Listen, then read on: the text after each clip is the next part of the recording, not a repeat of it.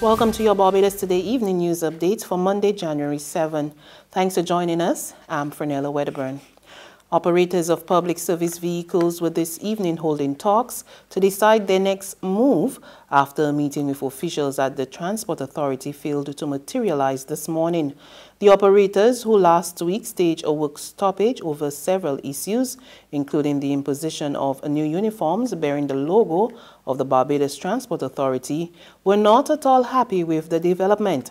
Following the failed meeting, they converged at the headquarters of the National Union of Public Workers, where Fabian Wharton, the spokesman of the new body representing PSV operators, spoke with the media. Our delegation turned up to the Transport Authority offices, as you all are aware, because you were there. However, we were subsequently informed that there will not be any meeting, and it is disappointing for us at this time. All we are interested at this time is really to get some dialogue with the authorities as it relates to the issues that are facing the operators of public service vehicles. At this point in time, there is no planned course of action or anything like that. All we're interested in right now, to answer your questions, is simply to have some civilized dialogue on the way forward. And basically speaking, we are going to wait until the end of the day. We are going to try all mechanisms and all resources to try to have that occur. It was the first day of school for students of Ross University School of Medicine today. Barbados Today spoke with some of them on the grounds of their Lloyd Erskine Sandyford Center campus. So we just had our first class today. What class was it? It was in biochem and then a little bit of biology. Okay. Right. How was it? What was it like? It was good. It has AC in the room, so nothing to complain about. Other than that, we started from 7 in the morning till now. We just finished. And so far it's been so good. Yeah. Okay. And what about Barbados in general?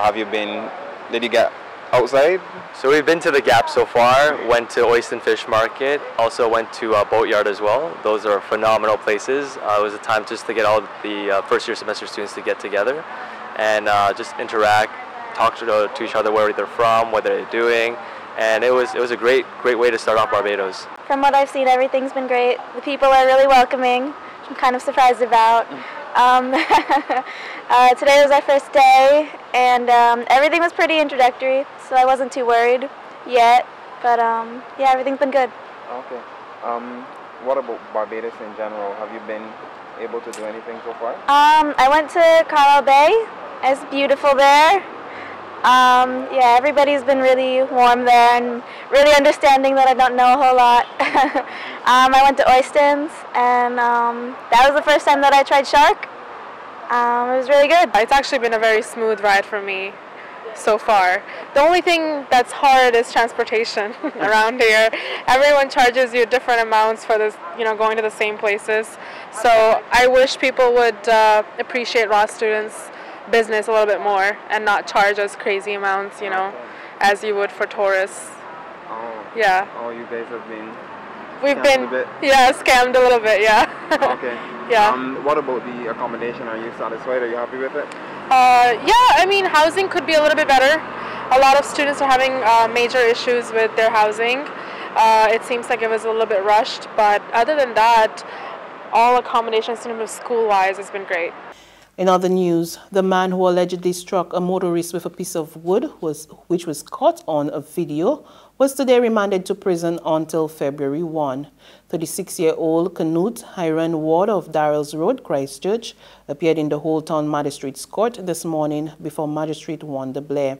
He was not required to plead to the charge of causing serious bodily harm to a man nurse with intent to maim, disfigure, or disable him, or to do some serious bodily harm to him. That occurred on January 2nd. Lawmen are requesting the public's help in locating a woman wanted for questioning in connection with a serious criminal matter. She is Luana Merlene Gibson of number 4 Thorpes Terrace, St. James. The 47-year-old is approximately 5 feet 5 inches tall, brown in complexion, of medium build, and has an oval face. Gibson is being asked to present herself to the Criminal Investigations Department, accompanied by an attorney at law of her choice.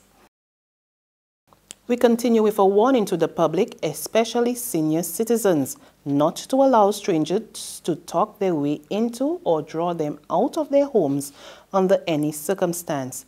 The caution from the Royal Barbados Police Force comes as they hunt for a confidence trickster who robbed an elderly man and woman of their money on Sunday night.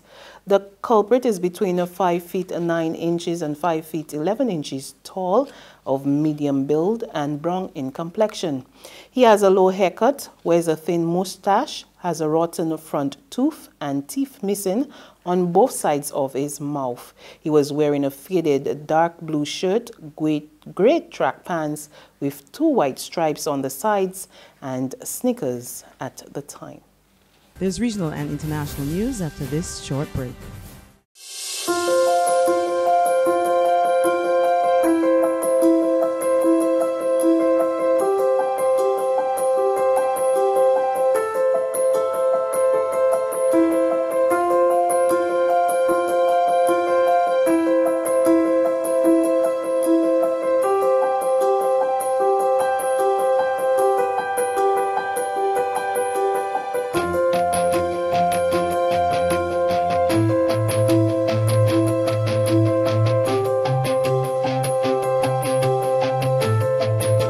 Barbados Today, news you can trust. To regional happenings now, law enforcement officials in the Bahamas are being touted for their work in the fight against crime in 2018. Desmond Saunders of ZNS News has the story. In his address to law enforcement officers, the Minister of National Security, the Honorable Marvin Dame, said 2018 was a historic year for the Royal Bahamas Police Force. He says that he's pleased with the dramatic turnaround and renewed focus of the organization towards the reduction of crime. As a result of this new level of motivation and performance, 283 firearms and 6,250 rounds of ammunition were taken off of the streets of the Bahamas this year. Because of this high level of productivity, over 10,292 pounds of marijuana and 182 pounds of cocaine were seized.